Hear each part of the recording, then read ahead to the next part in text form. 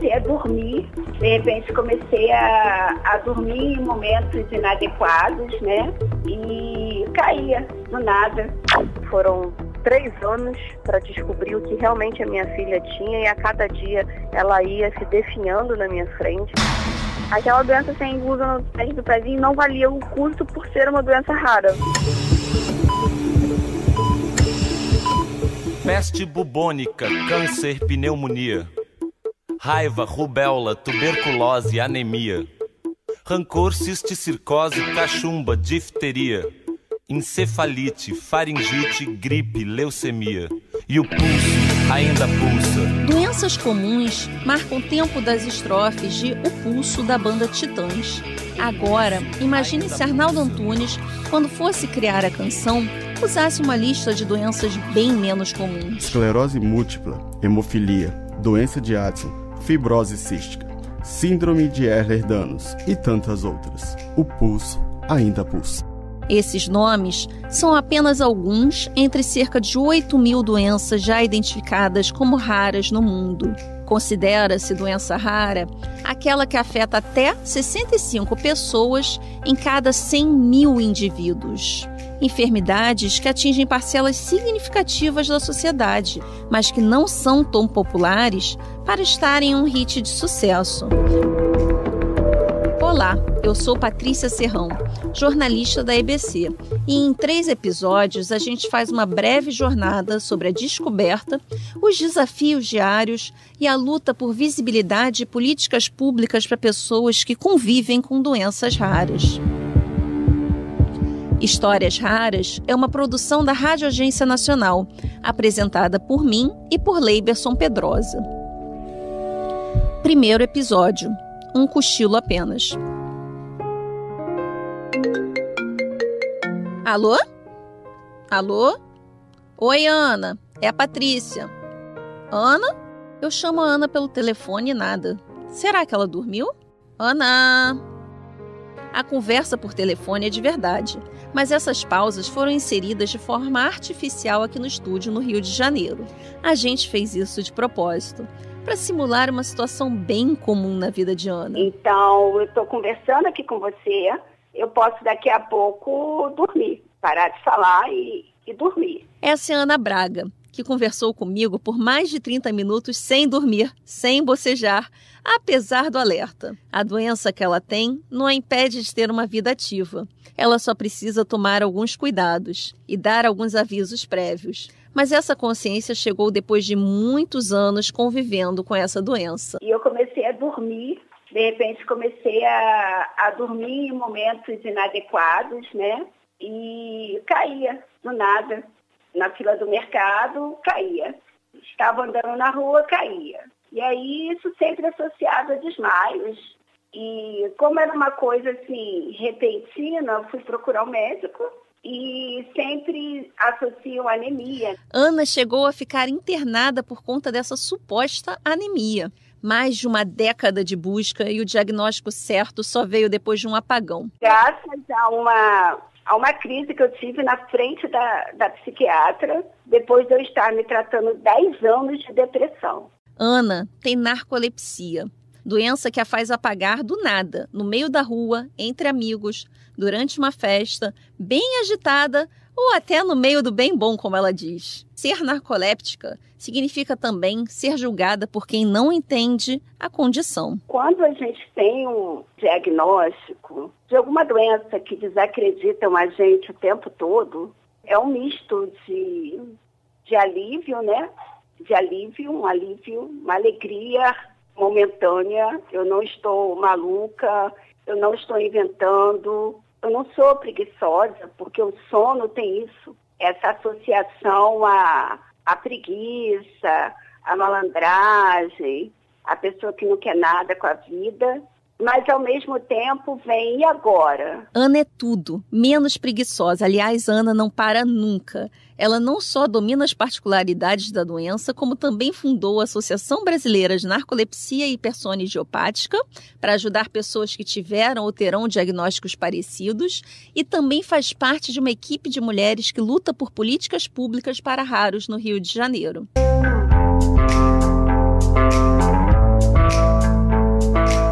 A gente vai contar mais sobre a história de luta de Ana no terceiro e último episódio desta série, que fica disponível no dia 28 de fevereiro. A data celebra o Dia Mundial de Doenças Raras. Nesse dia, vamos falar sobre a busca por visibilidade e políticas públicas para pessoas com doenças raras. Mas nem sempre foi fácil. Agora a gente ouve de Ana um pouco mais sobre os desafios que surgiram com o diagnóstico. Depois do alívio inicial, a jornada de Ana teria muita coisa pela frente, a começar pelo estranhamento das pessoas mais próximas. Primeiro a gente tem que aprender que é estranho para a gente, né? Até para a pessoa que tem. Os amigos, entre aspas, já se afastam porque você é uma pessoa que tem problema, não sabe o que é, se torna uma pessoa chata. E problema de sono, então, mais chato ainda. E o grande baque na vida de Ana veio dentro do ambiente de trabalho. Hábitos como tomar um café, fumar ou trocar ideias no corredor são comuns no ambiente de trabalho. E não tem problema. Mas no caso de Ana, ela gostaria de tratamento parecido para suas pausas.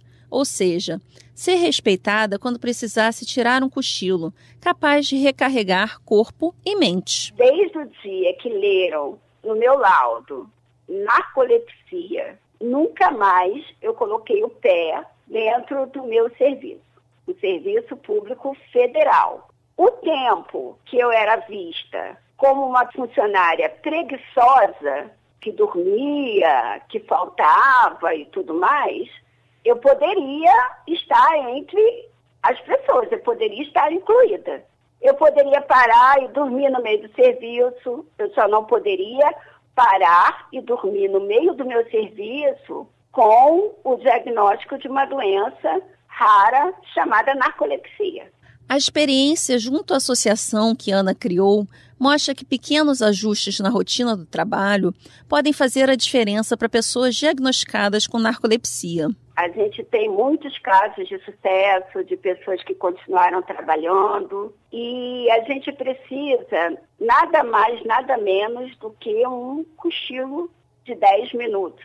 Entre 10 a 15 minutos, 3 vezes nesse período de trabalho, né? No horário de trabalho. É o tempo que você tem para tomar um lanche, ir à cantina, né? Tomar um lanche, resolver um probleminha ali, ir ao banco, e nem sempre as empresas entendem isso.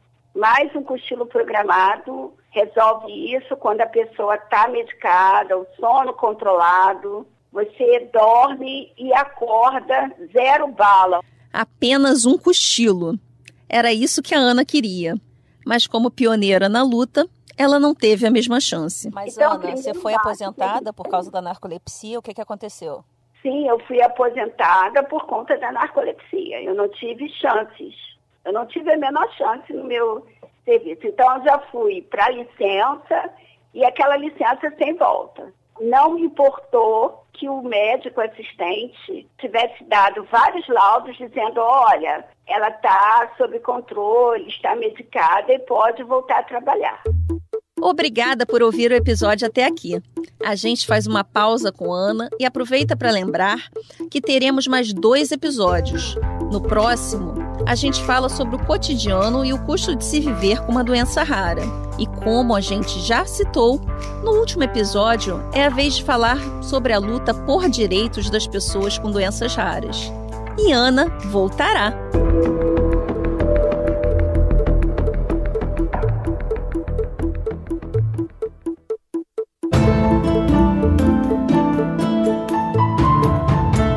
Insulina. Basta uma palavra para associar esse termo a diabetes. É uma doença comum, derivada de uma síndrome no metabolismo e absorção desse hormônio. Cortisol.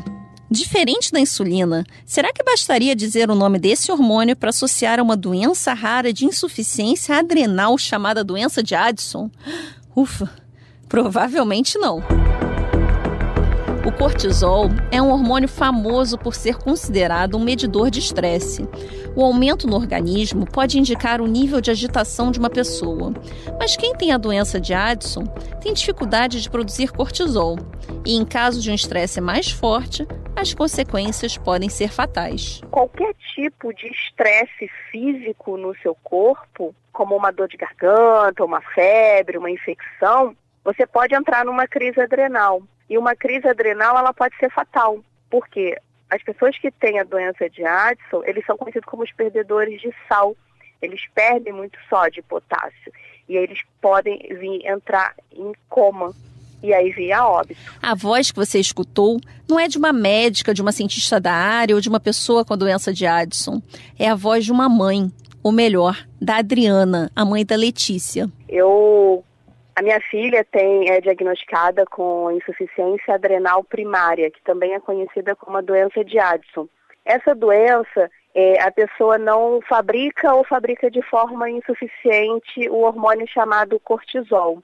Esse hormônio ele é essencial à vida. Sem ele, você não pode viver, né? Então, ela não tem uma deficiência aparente e, geralmente, essa doença, a maioria dos casos, é por ser uma condição autoimune, aparece depois dos 30 anos. Mas a doença não esperou tanto tempo para manifestar os sintomas na filha de Adriana.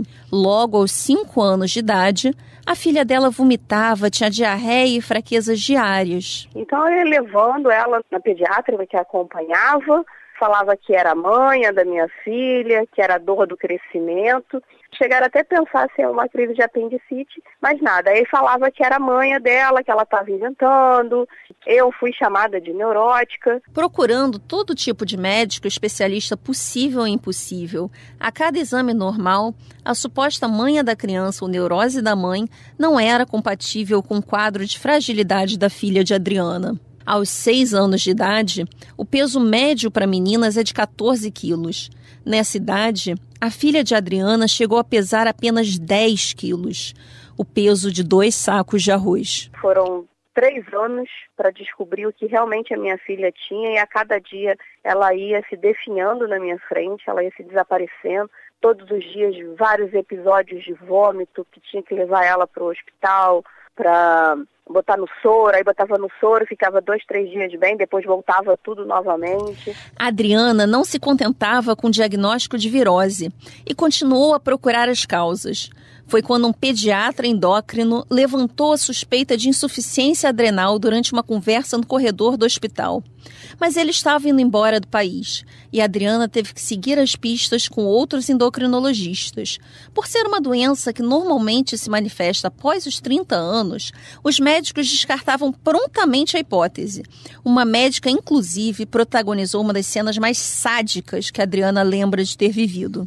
Teve uma, assim, que essa marcou, sabe? Assim, marcou fundo, porque ela começou a rir, chamou a secretária. Falou, olha só o que essa mãe tá falando. E começaram a rir, aquelas gargalhadas, abriu um livro, assim, na minha frente, começou a ler sobre doença de Addison. E realmente, a doença de Addison geralmente é a partir dos 30 anos, mas tem os casos fora da curva. E minha filha era um caso fora da curva. Era uma criança que tem essa doença. Mas tem os casos fora da curva. Repito o que disse a Adriana. E um desses casos tem nome: Letícia Santiago. Ela vive com a doença desde os 5 anos de idade.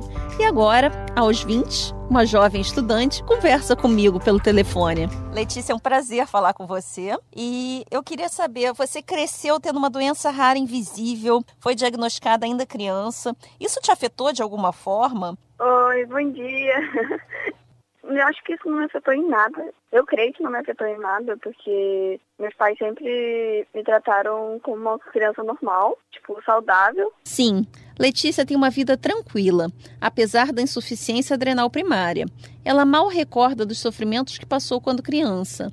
Na memória afetiva, Letícia guarda apenas a lembrança do carinho dos pais durante as crises que teve. As únicas passagens que eu me lembro é de quando eu estava deitada no sofá, com meu pai me ajudando a ficar sentada e minha mãe me dando comida na boca, mas passando um desenho infantil. Tipo, é uma lembrança boa, não uma lembrança ruim. Eu não me lembro de praticamente nada de ruim.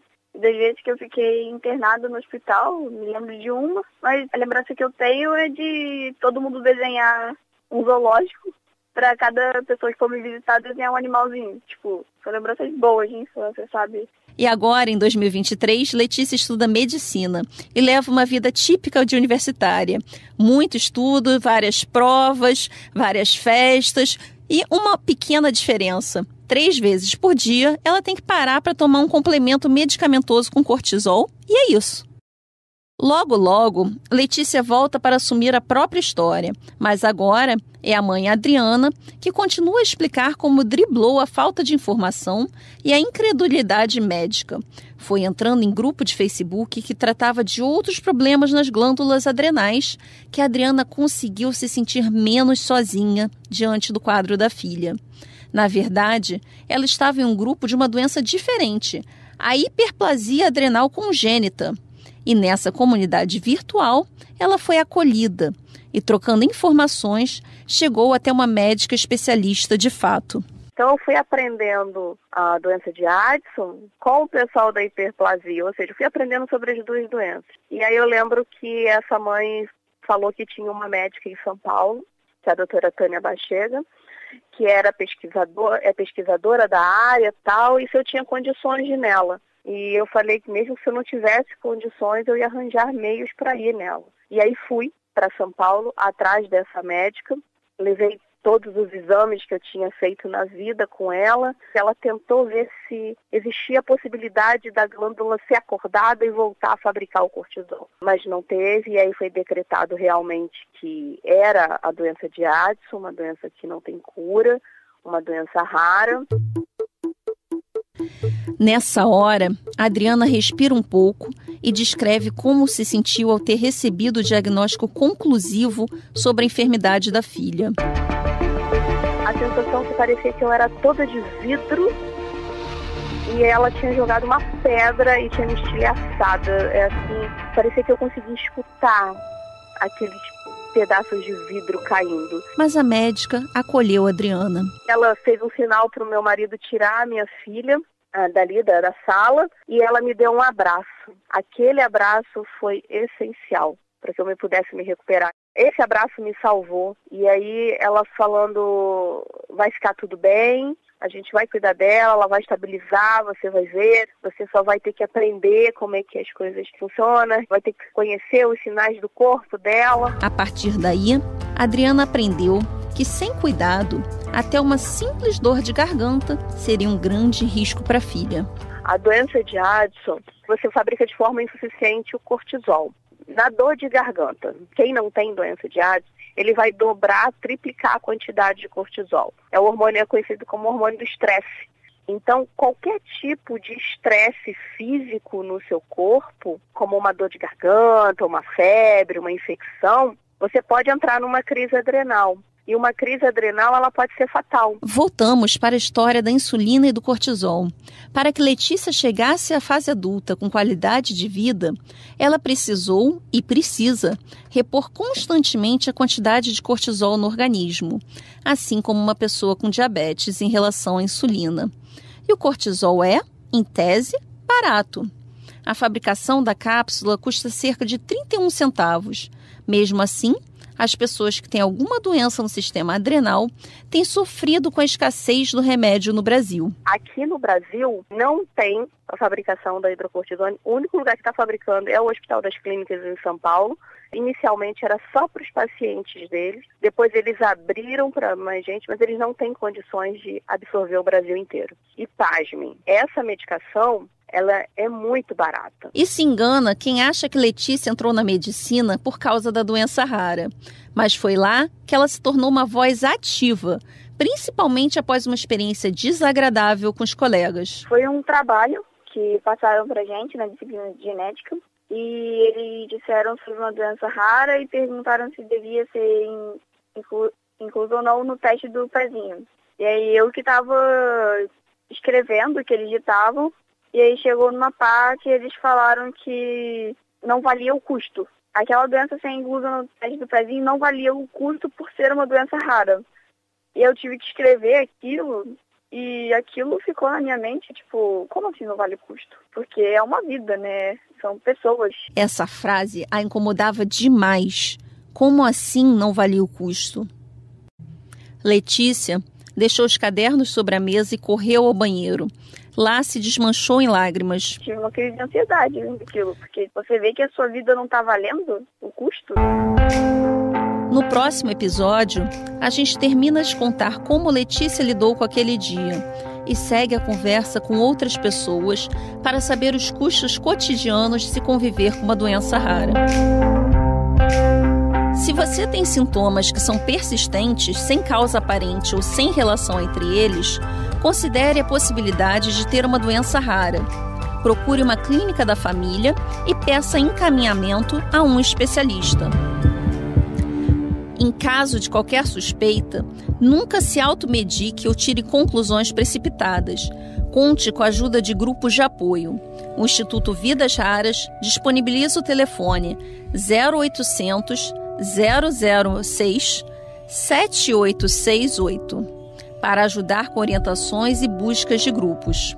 Esse episódio faz parte da série Histórias Raras, podcast que narra a descoberta, o convívio e a luta por visibilidade de pessoas com doenças raras. Acesse todos os episódios e conteúdo complementar em radioagencianacional.ebc.com.br. Histórias Raras é apresentada por mim, Patrícia Serrão, responsável pela concepção de pauta, produção e entrevistas, e é escrita e dirigida por Leiberson Pedrosa, responsável pela ideia do formato e que também participa da narração. A sonoplastia e identidade sonora é de José Maria, o Pardal. A coordenação do projeto e edição por Sumaia Vilela. E temos ainda a colaboração de Simone Magalhães na produção e na operação de áudio, Tony Godoy e Rafael Tomás. Essa série tem finalidade jornalística e usou trechos da música O Pulso, da banda Titãs, para o contexto da série e trilhas de domínio público.